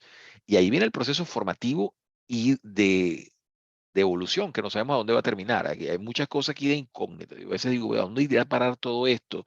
A veces veo YouTube y veo que YouTube es un magma de bueno y malo, de locuras, de cosas disparatadas, gente diciendo disparates, otra gente diciendo, y gente muy seria. Yo siempre digo, en el caso de Twitter, yo soy uno de los grandes favorecidos. Yo no he hecho sino aprender de Twitter, entre otras cosas, porque sigo gente muy docta y muy culta y muy seria. Entonces, más bien a veces yo hablo disparate, pero a veces la gente dice cosas tan serias, y caramba, y no pongo edad en ello. Hay gente joven muy seria, es decir, la seriedad y la forma como usted se enfrenta al mundo no tiene edad. Eso lo veo y lo veo en YouTube. YouTube prácticamente para todo, ¿no? Entonces las cosas que yo digo, mire qué interesante cómo están poniendo esto, etcétera. Entonces todo está presenciando cambios y cambios. Murdoch es un nonagenario ya, un sujeto que yo me imagino que lo poco que entiende del mundo ya no se sabe ni siquiera qué será. Murdoch y Soros son dos sujetos que ya están muy distanciados de la realidad. Entonces, la gente dice, tienen un poder enorme. Mire, sí, son sujetos financieramente muy hábiles, no se puede discutir, pero el mundo es demasiado rápido ahorita para tratar de comprimirlo en las categorías antiguas, que eran los grandes dueños de los medios que manipulaban la información, etcétera. Sí se da, pero eso, al igual que la física mecánica, explica solo un nivel de las cosas. Está apareciendo la física cuántica que nos explica otras, y en este caso las redes sociales, la gente, el dinamismo de las cosas y todo aquello. Ninguno de los dos es una razón definitiva, por eso hablaba de la compenetración de los dos mundos, ¿no? Tampoco hay que decir, esos periodistas de antes no sabían nada. Esos periodistas de antes sabían muchísimo, porque sabían discriminar una forma de la realidad que no debe ser desechada. Es el punto. Me voy a permitir leer aquí unos comentarios. Bueno, voy de dos en dos. Empiezo de atrás para Estoy adelante. anotando. Ajá. Aquí dice asistente anónimo. Hola, buenas tardes. Muy interesante el tema. La verdad, más allá de una pregunta, me gustaría comentar que su último consejo para mí es muy valioso, ya que en las redes sociales se ven muchas introducciones a un tema, pero no se concluyen. Y es como usted dice, que la idea es crear un marco teórico imaginario para poder obtener algo, porque si no se pierde el tiempo. Realmente me llegó demasiado esta última parte porque me hizo reflexionar sobre el contenido que se ve en las redes sociales, generalmente en TikTok y Twitter. Y voy de dos en dos, entonces me permito leer aquí la del profesor Jorge Orellano, desde Perú. Excelente presentación de este tema tan complejo. ¿Podría hacerse una analogía con las tensiones generadas en Venezuela en torno a la figura de María Corina Machado en Venezuela? Muchas gracias por compartir sus valiosos conocimientos. Luego voy con otras dos que tengo de dos estudiantes. También le quería comentar, digo, que bueno, yo estoy conectada por aquí con el grupo de Telegram de mis estudiantes y los poquitos que se salieron realmente es porque me están diciendo aquí que en Caracas está lloviendo, yo estoy en Montalbán y ellos están haciendo de todo por volver a entrar a la conferencia, así que no es que los aburriste, sino que bueno, Caracas, Gracias Venezuela. por esa aclaratoria. Ok. Paso con estas dos aseveraciones. Sí, Sí. lo de las redes, paso primero la de las redes sociales, lo que me está diciendo, sí, es muy importante. Hay algo que debe entenderse, más allá de nuestro momento, de toda esta especie de fuegos artificiales, de cosas que aparecen nuevas y nuevas y nuevas. La cultura humana, cuando la reducimos a su componente sustancial, tiene siempre una especie de légamo, de base, que es la que se sostiene. Eso es como lo que decía Italo Calvino. ¿Por qué debemos leer los clásicos? Primero, ¿qué es un clásico? Bueno, son esas cosas que se han producido a lo largo de generaciones, no son tantos libros, que son insustituibles. Y en el caso de los periodistas, tienen que ser abordados. Estoy hablando no de tantos libros, podemos discutir en un sentido estricto unos 20 o 30 volúmenes de una biblioteca que debe existir en todo periodista, la manera de adquirirlo, como puede hacer en biblioteca o lo que sea, que debe trasegarlos, que debe discutirlos. Esos textos son Anote, basales, chicos. dependiendo si usted después quiere tener más o más cultura, pero hay unos textos basales que nos conformaron como la cultura que somos, ¿no? Entonces, en esos libros hay que estar atentos. Las redes sociales, ¿qué hacen en el mejor sentido? Bueno, nos introducen a temas, ¿no? Nos ponen en cosas y tal, pero usted tiene que tener, y es muy importante, que forme su capacidad de discriminación primero, porque ¿qué es lo que nos protege? ¿Cuál es el antídoto? ¿Cuál es la vacuna contra los disparates de las redes sociales, que ya los hay muchos? Bueno, su concepción del mundo. La concepción del mundo tiene que estar establecida dentro del personaje para entender con qué cosas usted puede tener consonancia y con cuáles no. Yo he visto una cantidad de disparates en las redes sociales, digo, simplemente esta persona le está hablando a otra persona que no soy yo. Él está buscando uno que no soy yo estoy buscando uno que no es él. Así que aquí hay completamente asintonía en la situación. Entonces, me voy hacia la gente que propone cosas, ideas, incluso cuando no están de acuerdo conmigo. Yo no estoy buscando a todo el mundo que piense como yo, pero hay un nivel en la discusión, y esto sobre todo en la discusión política, la discusión económica. Hay personas que dicen, mire, yo pienso esto y aquello, y a veces, y veo discusiones, en el caso de las criptomonedas, donde yo soy muy humilde diletante. Repito, mis conocimientos de teoría monetaria son bastante precarios de las cositas que uno podía aprender. Yo me manejaba con todo esto y he escuchado a algunos expertos y discusiones bastante encendidas en las redes sociales, pero todo tratando de aprender. ¿Por qué? Porque tengo un marco teórico previo que me indica en qué momento la discusión deja de tener nivel y se convierte en una diatriba simple, o en qué momento están aportando un contenido del cual uno puede aprovecharse y construir marcos mentales superiores sobre ese tema, que es lo que hago. Con respecto al profesor Orellano, lo que me dice, no entendí muy bien lo de María Corina Machado, el punto. Lo que quiero decir, ¿tú me puedes repetir, por favor, Carmen, para ver Sí, si... cómo porque... no. Dice, excelente presentación de este tema tan complejo. ¿Podría hacerse una analogía con las tensiones generadas en Venezuela en torno a la figura de María Corina Machado en Venezuela? Muchas gracias por sus valiosos conocimientos. Muchas gracias, gracias. ¿Será que a ver si entendí bien al profesor Jorge, tal vez cómo fue representada María Corina Machado, digamos, en el espacio público, como como miembro pues, de una clase privilegiada? Chávez alguna vez, con toda una intención descalificadora, la elogió, entre comillas, como una dama de fina estampa, ¿no? Ujú. Para decirle cifrina, Bueno, básicamente. en la política tenemos que entender que no en la ciencia política, sino en la política. En la política tenemos que entender que la permanente creación de agendas es algo común y además es algo necesario para la cohabitación política. Lo importante, y por eso mi acento hacia los periodistas, es que usted esté claro, que usted no lo engañe. Es decir, hay una famosa, un famoso verso del poeta Antonio Machado que es clave aquí. De cuando dos gitanos hablan, se mienten, pero no se engañan. Es decir, que si hay una agenda política aquí que le están tratando de colar a usted, usted esté clarísimo en lo que está pasando en el fondo de todo esto y dice, bueno, esto lo dice fulano mengano porque quiere hacer esto, tiene tal o cual. Eso ya en ese momento empieza a ser inocua cualquier intención perversa o escondida del propio mensaje, porque ya usted ya está aclarado. Hay un proceso dialéctico en el sentido de Platón. Usted está viendo lo que está detrás, usted está viendo la idea fundamental y no el empaque de la idea, que es lo que viene así.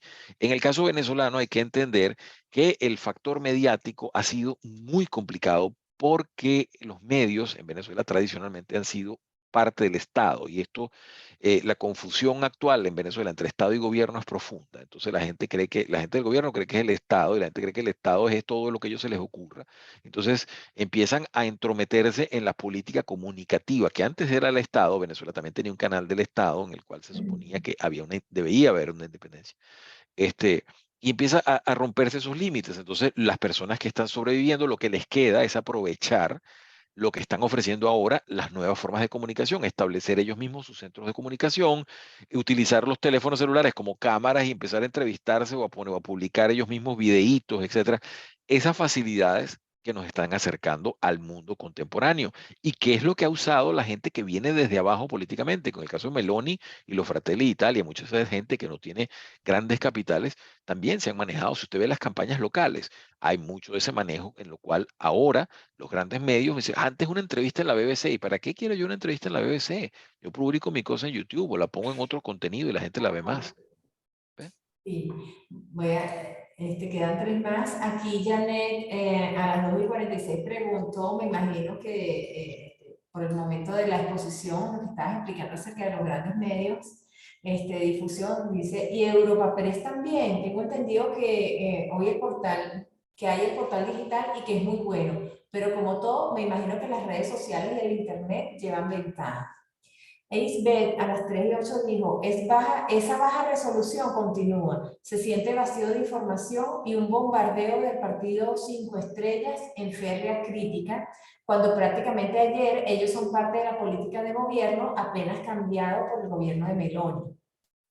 Igual siento que pasa con la situación política de Brasil. Los medios mantienen bajo perfil la realidad y hacen la realidad que les conviene a un poder oscuro. No sé si me equivoco, pero por cierto, no pertenezco a la comunidad periodística. entré a este webinar porque admiro al profesor Ivo. Gracias por esta iniciativa. Ah, muchas También. gracias, muchas gracias. Ajá, Gracias. estos dos y viene después otro. Ajá. Ok, sobre Europa Press que estaban comentando y la parte de las redes sociales, lo más importante aquí siempre cuando se analiza un medio de comunicación, sea el que sea, sobre todo si los grandes, ¿no? Dice, bueno, ¿quién pone la plata? Es decir, ¿de dónde viene esto?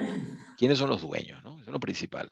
Porque repetimos, la BBC, lo que trató, la arquitectura que se empezó a hacer en 1922 con la BBC y después, es, bueno, vamos a crear unos medios que van a ser parte del Estado, que van a tener toda una política informativa, pero no son unos medios tendenciosos ni publicitarios del gobierno. Eso no es lo que queremos. Queremos una cosa aislada que informe con sindéresis sobre los problemas que atañen a esta sociedad. Eso es lo que queremos.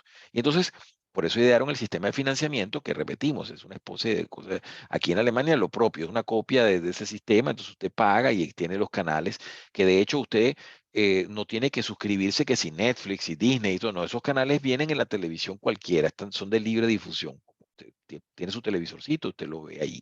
Ahora, esos canales están sufriendo. ¿Por qué están sufriendo? Y en el caso de Europa Press no lo conozco en particular, pero ¿por qué sufren? Porque se están confrontando con dinamismo informativo de gente muy creativa, gente joven, que maneja la Internet de una manera muy especial. Entonces está moviéndose todo muy rápido. Eso está pasando. Y los medios son como especie de elefantes muy poderosos, pero también un poco anquilosados y difíciles de moverse. Mientras que aquí hagamos el ejemplo como en la era del hielo, los dos ardillitas o aquellos animalitos y el mamut, ¿no? El mamut tiene una capacidad de arranque muy grande, los otros son mucho más flexibles. Y hay medios que se están creando alternos, lo que no se sabe es si son originales, buenos, etcétera, eso es otro tema, pero se está generando ese contenido informativo y mucha gente lo está apoyando. Ya el tema de Patreon, los OnlyFans, que la gente lo asocia siempre con contenido erótico, ese tipo de subsidio directo del público, de gente que paga lo que quiere ver, está influenciando muchísimo, porque no es mucho dinero. Usted tampoco tiene que pagarle un Patreon de $200. No, un Patreon, hay uno que dice, le invítele un café a fulanito. Entonces, Ujú. usted le ve $1. Claro, usted dice, bueno, $1 no es nada. Yo le pago $1 con mucho gusto y entonces me dan el contenido. Claro, pero si ese señor tiene 10.000 suscriptores, son $10.000.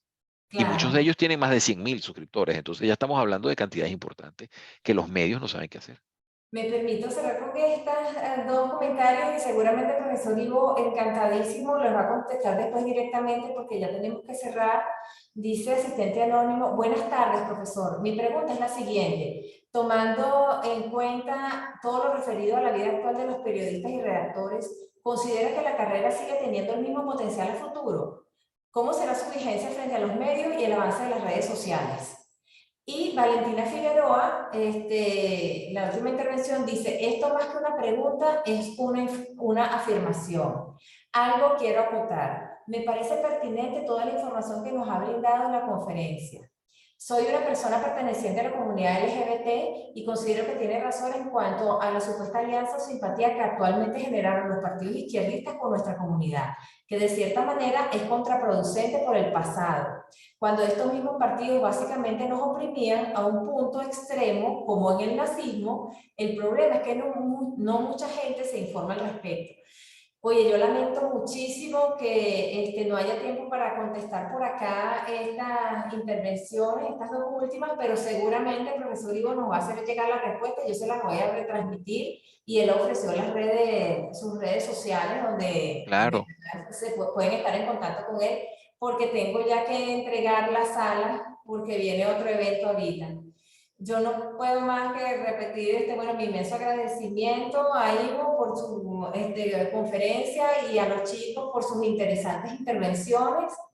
Y bueno, profesor, yo espero que haya una segunda parte de esto porque bueno, ya me quedaron preguntas planteadas.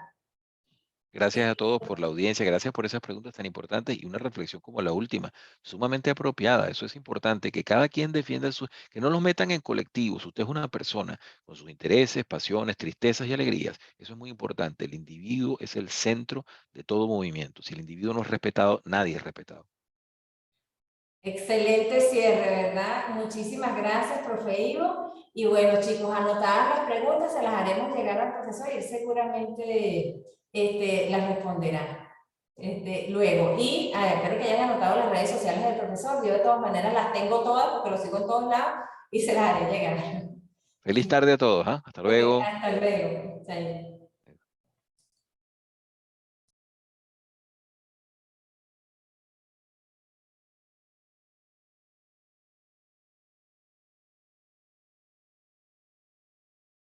Oye, muchísimas gracias. Yo entendí en el correo que teníamos 2 horas para la sala, ¿oíste?